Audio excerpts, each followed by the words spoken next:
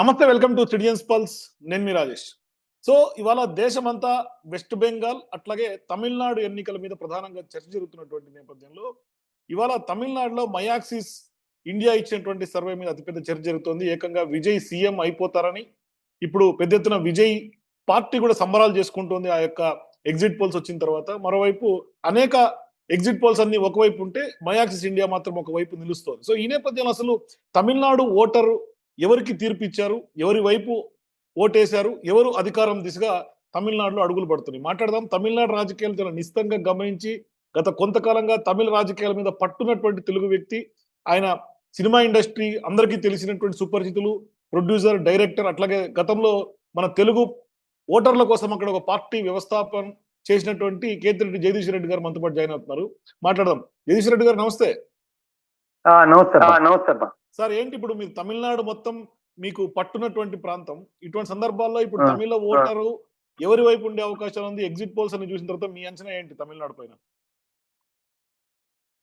Exit polls అంటే ఈ exit polls అన్ని వచ్చి ఎక్కువ శాతం డిఎంకే విజయం పట్ల ఇచ్చారు. ఒక యాక్సిస్ ఇండియా మాత్రమే దీనికి ఇచ్చారు, దేనికి విజయ్కి ఇచ్చారు. కానీ అక్కడ పరిస్థితి అలాగా లేదు. పరిస్థితి ఎట్లా ఉంటుందంటే, పరిస్థితి ఫస్ట్ ప్లేస్ లో డిఎంకే వస్తుంది, సెకండ్ పొజిషన్ లో విజయ్ వస్తాడు. అట్లా అట్లా అట్లా ఏదైనా జరగాల్సిందే. కానీ అంటే ఏడిఎంకేలో అదే విధంగా, ఎందుకంటే ఈ డీలిమిటేషన్ ఇవన్నీ చేసి అది ఇది చేసినప్పుడు మోడీ గారు బీజేపీ ఇక్కడ ఈ రాష్ట్రంలో అడుగు పెట్టకూడదు అని చెప్పి స్టాలిన్ ఛాలెంజ్ చేశాడు కదా. అక్కడ ఇంపాక్ట్ అక్కడ ఒక ఇంపాక్ట్ ఉంటుంది అనమాట. ఎట్లా అంటే తమిళియన్స్ అంటే గొప్పవాళ్ళు అని గొప్పతనంగా మాట్లాడాడు. కాబట్టి ఈ రాష్ట్రంలో ఆ పార్టీని రానేను, ఎట్టి పరిస్థితుల్లో ఆ పార్టీ వచ్చేదానికి లేదు అన్నాడు. కాబట్టి అది కాక అవసరం కొద్దీ ఏంటంటే దక్షిణాదిలో 3 చోట్ల ఎలక్షన్లు జరిగింది. ఆల్రెడీ దక్షిణాది వివక్షకు గురవుతుందని చెప్పి ఒక స్లోగన్ ఉంది. ఈ స్లోగన్ అన్ని ఉన్నప్పుడు మహిళా బిల్లు అనేది ఒకటి పెట్టి దానికి ఇంటర్లింక్ గా డీలిమిటేషన్ బిల్లు పెట్టి ఈ విధంగా పెట్టారు అన్న విషయం తమిళ ఓటర్లు గమనిస్తారు. ఇవన్నీ ఈ ఇంపాక్ట్, ఆ లీడర్ మాట్లాడిన మాటలు అవన్నీ కూడా వాళ్ళు పరిగణనలోకి తీసుకుంటారు. కాబట్టి డిఎంకే ఒక 27 పార్టీలు ఒక కూటమి, అది కాంగ్రెస్, దాంట్లో చాలా డిఎండికే, చాలా పార్టీలు అన్ని ఉన్నాయి, కలిసిన కూటమి అది. ఆ కూటమి ఎట్టి పరిస్థితుల్లో అధికారంలోకి వచ్చేదానికి ఛాన్స్ ఉంటుంది. ఛాన్స్ లేదని చెప్పేదానికి ఎట్టి పరిస్థితులు లేదు. నేను కూడా బీజేపీకి డిఎంకేకే సపోర్ట్ చేశా. ఎందుకు సపోర్ట్ చేశానంటే ఎలాగైనా కూడా, ఎందుకంటే కొత్త వ్యక్తులు, కొత్త వ్యవస్థ అనేది కాకుండా ఒక రాజకీయ పరంగా అతనేం తప్పు చేయలేదు. ఇవన్నీ ఇప్పుడు ఏంటంటే వ్యవస్థ మారిపోయినప్పుడు ఏంటంటే ఉమెన్స్ సేఫ్టీ లేదా, ఈ లేదు అని అంటారు. రాష్ట్రంలో బీజేపీ పాలిత ప్రాంతాల్లో జరగట్లేదా? జరుగుతున్నాయి కదా. వాళ్ళు పాలించే రాష్ట్రాల్లో కూడా ఇట్లాంటి వ్యవస్థ అనేది ఉంది కదా. ఈ సోషల్ మీడియా ఇదంతా పెరిగిపోయిన తర్వాత ఇలాంటి వ్యవస్థ ఒకటి బిల్డప్ అయింది. కాబట్టి ఏంటంటే ఇప్పుడు ఈ అక్కడ ప్రజలు అప్రమత్తంగా ఉన్నారనమాట. కొత్త ఓటర్లు అంటే ఒక 27 లక్షల మంది చేరారు. పాత ఓటర్లు ఒక 47 లక్షల మందిని తీసేశారు ఎస్ఐఆర్ కింద. తీసేసి 27 లక్షల మంది కొత్త ఓటర్లు చేరారు. కుర్రోళ్ళు 18 ఇయర్స్ బిలో ఏజ్ ఉన్నోళ్ళు ఉంటారు, 18 ఇయర్స్ పైన ఉన్నోళ్ళు, వాళ్ళు ఒక 27 లక్షల మంది వేశారు. ఇక్కడ విజయ్ గెలుస్తాడు అని చెప్పేసి యాక్సెస్ ఇండియా అనేది ఉంది కదా, ఇండియా టుడే వాళ్ళది. వాళ్ళు ఎందుకు చెప్తారు అంటే వాళ్ళు అందరూ ఒక సైడ్ గా చెప్తున్నారు కదా. అవును, అందరూ ఏం చెప్తున్నారు? అందరూ డిఎంకే ఫేవర్ అని చెప్తున్నారు. ఒక్క యాక్సెస్ ఇండియా ఎందుకు చెప్తుంది? డైవర్షన్ అన్నమాట. ఇండియా టుడే ఒకవేళ ఆ రోజు రేపు రాకపోయినా జరిగే నష్టమేమీ లేదు. అర్థమవుతుందా? కేవలం 3-4 రోజులే కదా, 4వ తారీఖు తెలిసిపోతుంది కదా అసలు రిజల్ట్. అవునవును, అదే అంటే అదొక స్ట్రాటజీ, అది కార్పొరేట్ స్టైల్ అన్నమాట. అట్లా ఏంటంటే వాళ్ళు లేట్ గా వచ్చారు లైన్ లోకి కూడా. చూడండి కావాలంటే మీరు మన ఛానల్స్ అన్ని ఎన్డీటీవీ అవన్నీ చెప్పుకుంటా ఉంటే చెప్పుకున్న తర్వాత లాస్ట్ లో వచ్చిన వాళ్ళే యాక్సెస్ ఇండియా, లాస్ట్ లో వచ్చిన యాక్సెస్ ఇండియా 745 750 ఆ ప్రాంతాల్లో వచ్చింది అనమాట. కాబట్టి ఏంటంటే అక్కడ పరిస్థితి చూస్తే మాత్రం ఏంటంటే అన్ని రకాలుగా ప్రజలు కోరుకుంటున్న పరిపాలన మాత్రం డిఎంకే పరిపాలన.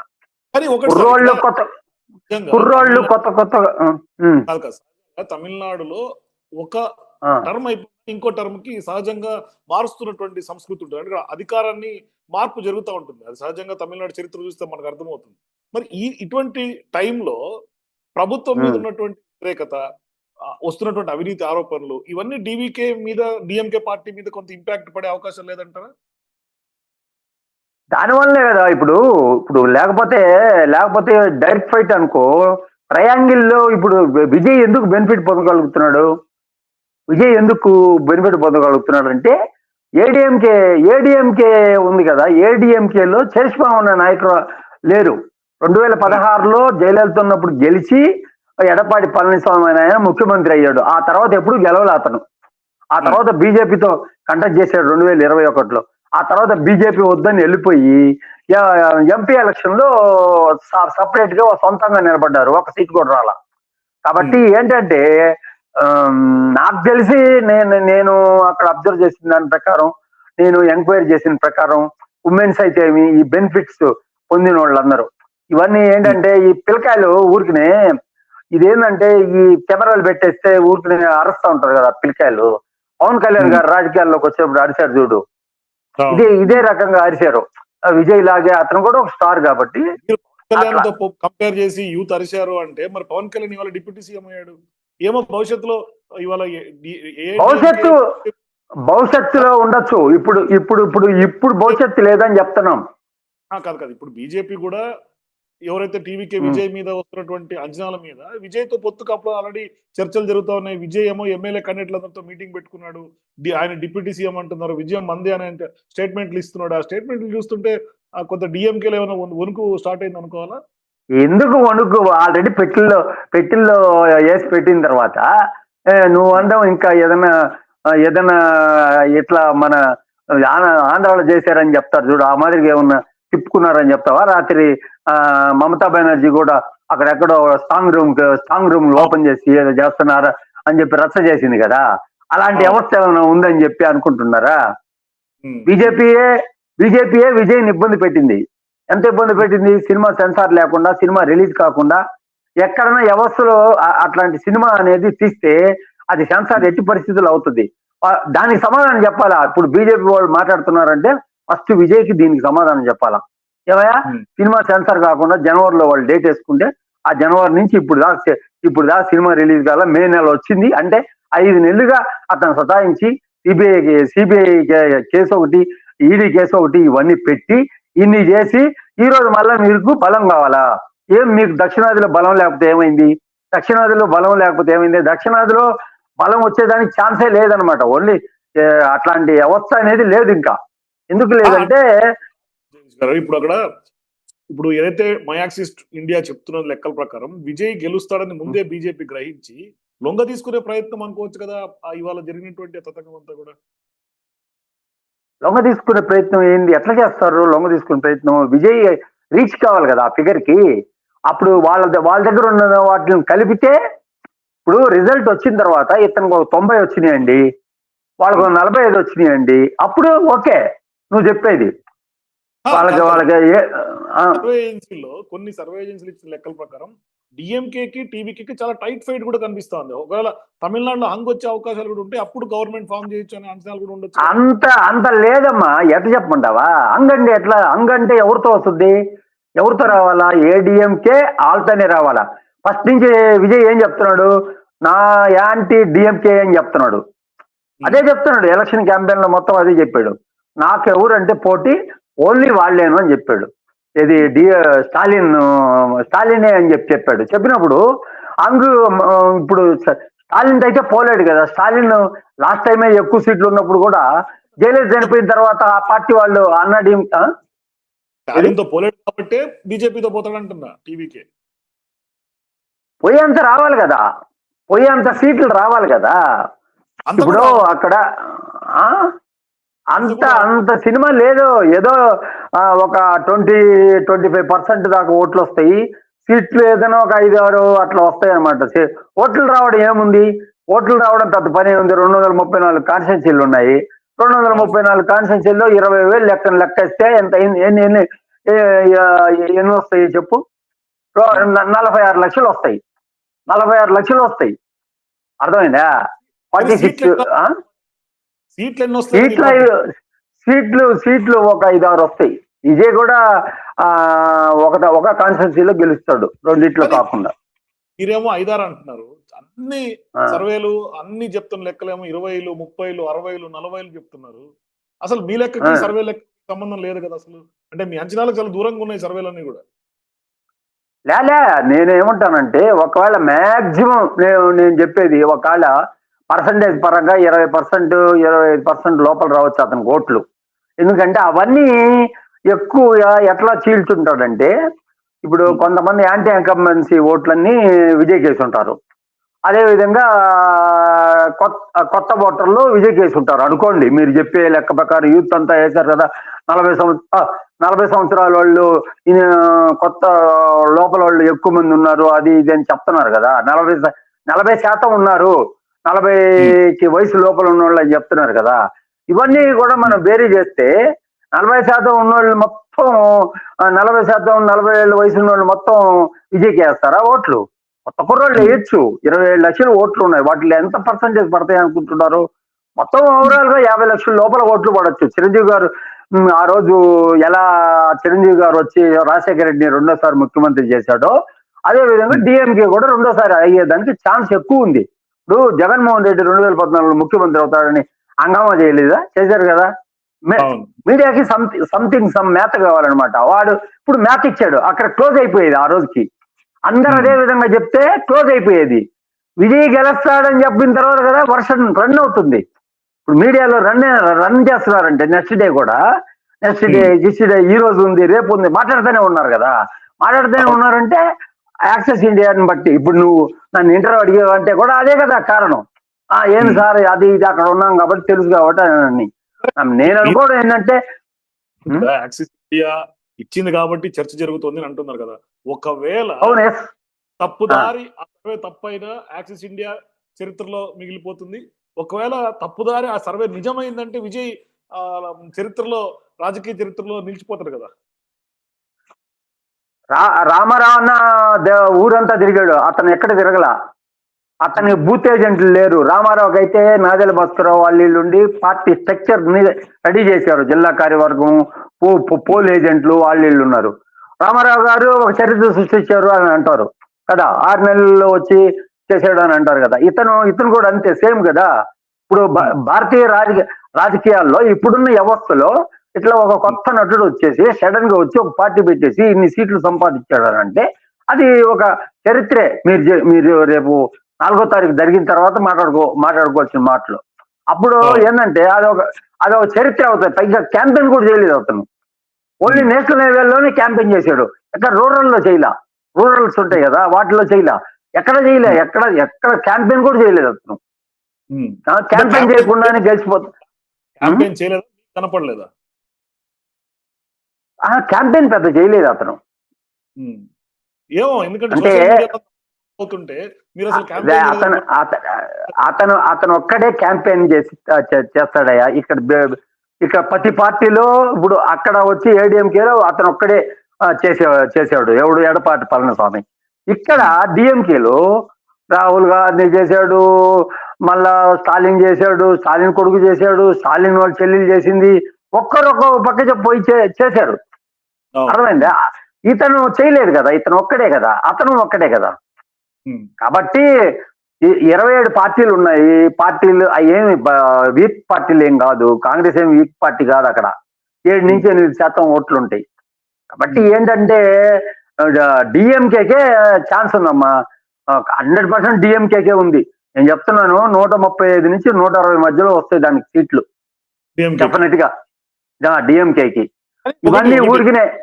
సార్ ఇక్కడ ఆ, కాంగ్రెస్ ఇది అమిత్ షా మాట్లాడాడు, ఆరు మాట్లాడారు, ఈ మాట్లాడాడు, వీళ్ళు చూసినట్టు ఊరికే ఛానల్ వాళ్ళు ఊరికినే మ్యాటర్ కోసం అమిత్ షా మాట్లాడాడు అంటే అమిత్ షా ఎట్లా మాట్లాడుతాడు? అమిత్ షా ఏమన్నా బాల కార్మిక బాల రాజకీయవేత్త ఏమన్నా అమిత్ షా ఆయనతో మాట్లాడడానికి? అట్లా మాట్లాడేవాడు ఫస్ట్ మాట్లాడాడు. అతను ఎందుకు అలయన్స్ రాలేదు ఆ రోజు? అలయన్స్ కావాలని అడిగారు కదా వాళ్ళు, ఫస్ట్ నుంచి అడుగుతున్నారు కదా. బీజేపీ ఏడీఎంకే ముగ్గురు కలిసి అలయన్స్ అని అడిగితే ఒప్పుకోలేదు కదా అతను, ఆ రోజు ఒప్పుకోలేదు కదా. ఈ రోజు ఎందుకు మాట్లాడతాడు అమిత్ షా? అంత అతనికి పోయేది ఏముంటుంది ఇక్కడ? అతని ప్రభుత్వం ఏర్పడిన కారణంగా వాళ్ళు కండక్ట్ చేసింది 27, వాళ్ళకి వచ్చేది ఒక 10 5 ఉంటాయి. వాళ్ళకి ఎందుకంత అవసరం? ఇప్పుడు ఏం బెనిఫిట్ పొందుతారు? ఇప్పుడు పవన్ కళ్యాణ్ 2014లో సపోర్ట్ చేశాడు, 2019లో అతను పార్టీ పెట్టాడు. ఎన్ని పర్సెంట్ వచ్చింది మనకి తెలుసు కదా, 7% ఎంత వచ్చింది. ఇతనికి ఏంటంటే తమిళియన్స్ ఒక డిఫరెంట్ గా ఉంటారు కాబట్టి మనం ఎందుకు పవన్ కళ్యాణ్ 7% కంటే ఎక్కువ చెప్తున్నాము అని అంటే 3 పార్టీలు ఉన్నాయి ఇక్కడ 3 పార్టీలు ఉన్నాయి. మరో ఎంజీఆర్ లాగా విజయ్ అవతరించే అవకాశం లేదంటారా? ఎంజీఆర్ ఎంతో కష్టం చేస్తే అయ్యాడయ్యా. ఆయన డిఎంకే పార్టీలో ఫస్ట్ ఉన్నాడు కదా. డిఎంకే పార్టీలో ఉండి దాంట్లో మనస్పర్ధలు వచ్చిన తర్వాత, కరుణానిధితో గొడవలు వచ్చిన తర్వాత ఏడీఎంకే అని ఒక పార్టీని స్థాపించాడు. ఇవన్నీ రన్నింగ్ ఉంది కదా. అప్పుడు దాకా అంత ప్రచారం చేసేవాడు కదా డిఎంకేకి. వాళ్ళిద్దరు ఫ్రెండ్స్ కదా, కరుణానిధి వాళ్ళిద్దరు. అది వేరే, ఆ వ్యవహారం వేరే. ఎంజీఆర్ లాగా ఇతనికి ఏమంత పేరు లేదు. ఇతను ఈ రోజు వచ్చి ప్రజల్లోకి వచ్చి చెప్తే అతను ఎంతో చేశాడు సేవ, యాక్టర్ గా కూడా. ఎంజీఆర్ తో పోల్చుకోవడం తప్పు. ఎంజీఆర్ తో ఇప్పుడు ప్రశాంత్ అతను ఉన్నాడే, ప్రశాంత్ కిషోర్ ఎంజీఆర్ లాగా పోల్చుకోబాకండి, రామారావుతో పోల్చుకోండి అని అన్నాడు అని చెప్పి చెప్తున్నారు నాకు ఇండియా టుడేలో. కాబట్టి ఏంటంటే అంత సినిమా ఏం లేదు అక్కడేమి మనం ఊహించినంత రాజకీయం ఉండదు. ఇప్పుడు పిల్లకాయలు ఏం చేసి ఉంటారంటే, ఈ ఇండియా టుడే ఆయన రాజ్ సర్దేశి అని ఉన్నాడు కదా, అతను మైకులు పట్టుకొని అక్కడక్కడ జనంలో తిరుగుతా అట్లా ఇట్లా ఏంది అంటే ఏదో వాళ్ళందరూ టీవీకే ఈ పోల్ అవి పెట్టారు కదా. పోల్ అవి పెట్టిన తర్వాత ఈ సోషల్ మీడియాని ఎంగేజ్ చేసేది ఎవరు ఎక్కువగా?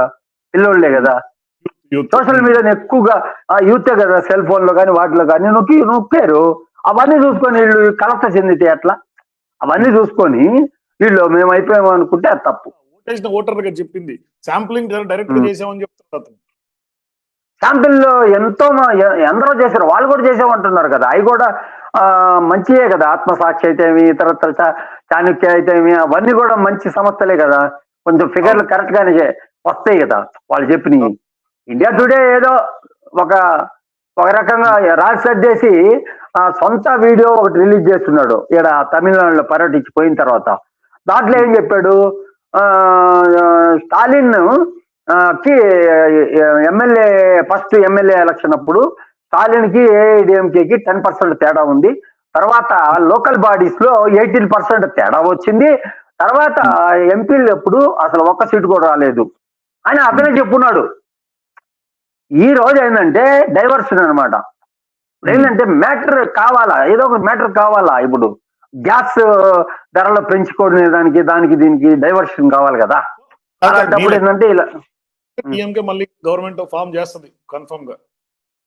డిఎంకే వస్తుంది, ఖచ్చితంగా వస్తుంది. రాకపోతే ఏంటి పరిస్థితి? నిజంగా ఆ చాణక్య ఇచ్చినట్టుగా తప్పుదారి విజయ్ గెలిస్తే ఏంటి పరిస్థితి? అప్పుడు విజయ్ గెలిస్తే ఏముంది పరిస్థితి? విజయ్ గెలిచి ఆ ఏడీఎంకే సపోర్ట్ తీసుకుంటే ఆడ మ్యాజిక్ ఫిగర్ 118 అమ్మా. అవును సార్, 234 118 ఉండి 118 కంటే ఉండి పరిపాలన అయితే స్టాలిన్ వచ్చి విజయ్ అడగడు మనం కలిసి చేద్దాం రా తమ్ముడు అని. ఎందుకంటే అతని నినాదమే స్టాలిన్ వ్యతిరేకం అని అన్నాడు కదా. అతను ఏడీఎంకే వాళ్ళ దగ్గరికే పోవాల్సిందే. ఇది ఏడీఎంకేలో ఒక 30 మంది 40 మంది గెలిస్తే అటు ప్రయత్నించుకోవచ్చు. అది విషయం. ఇది అక్కడ ఉన్న పరిస్థితి. 135 స్థానాల నుంచి 160 స్థానాల మధ్యలో డిఎంకే విజయదుందుమి మోగిస్తుంది. ఇవన్నీ ఊరికినే కళ్ళబొల్లే మాటలు, కళ్ళబొల్లి కబుర్లు, ఈ సినిమా వాళ్ళ డైలాగులు. ఇదే మాట మీద ఉండండి. మే 4న మళ్ళీ మాట్లాడదాం జూమ్ లో. Okay, thank you. మే 4న. Thank you Jayeshwar Reddy garu. So ఇది ఆ. తమిళనాట జరుగుతున్నటువంటి రాజకీయ పరిణామాలు. సర్వేలో ఖచ్చితంగా డిఎంకే మళ్ళీ గెలుస్తుందని జగదీష్ రెడ్డి గారు కూడా కాన్ఫిడెన్స్ వ్యక్తం చేస్తున్నారు. చూద్దాం ఏం జరుగుతుంది. మీరు కూడా ఏమంటారు? మీ అభిప్రాయాన్ని కింద కామెంట్స్ చెప్పండి. తమిళనాడులో ప్రభుత్వం ఎవరిది? For more videos please watch citizens pulse.